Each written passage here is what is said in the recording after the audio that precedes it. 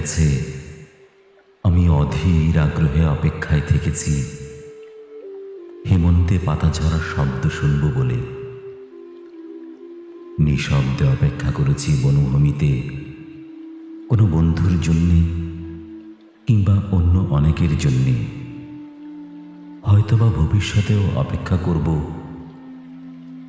এমন অনেক দিনই তো গেছে কারো অপেক্ষায় বাড়ি বসে আছি। হয়তো কেউ বলেছিল অপেক্ষা করো, একসঙ্গে বেরোবো। এক শনিবার রাতে খুব ক্যাজুয়ালি কোনো বন্ধু ঘোরের মধ্যে গোগানের মতো উচ্চারণ করেছিল, বাড়ি থেকেও ভোরবেলা তোমাকে তুলে নেব। হয়তোবা ওর মনের মধ্যে ছিল চুনিয়া অথবা শ্রীপুর ফরেস্ট বাংলো। আমি অপেক্ষায় থেকেছি। যুদ্ধের অনেক আগে একবার আমার প্রিয় বন্ধু অলোক মিত্র ঠাট্টা করে বলেছিল, জীবনেতে কিছুই দেখলি না, নুজো পিঠ পানশালা ছাড়া।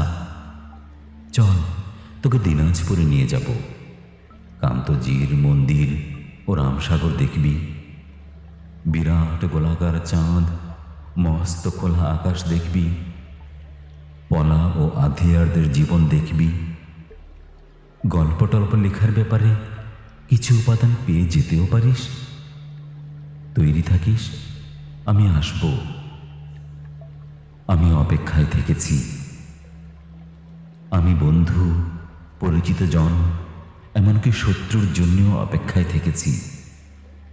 বন্ধুর মধুর হাসি আর শত্রুর ছুরির জন্য অপেক্ষায় থেকেছি। কিন্তু তোমার জন্য আমি অপেক্ষায় থাকব না, প্রতীক্ষা করব। প্রতীক্ষা শব্দটি আমি শুধু তোমারই জন্যে খুব যত্নে বুকের তরঙ্গে তুলে রাখলাম।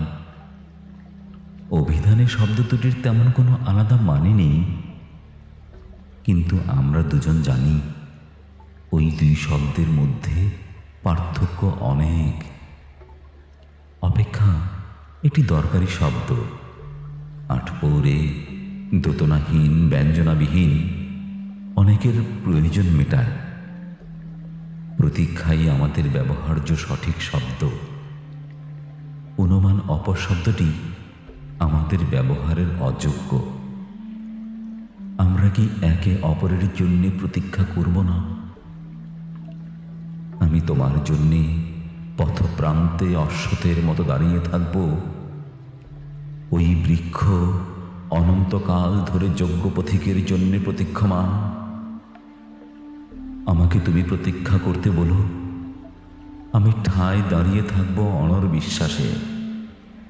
দাঁড়িয়ে থাকতে থাকতে আমার পায়ে শিকড় গজাবে। আমার প্রতীক্ষা তবু ফুরবে না।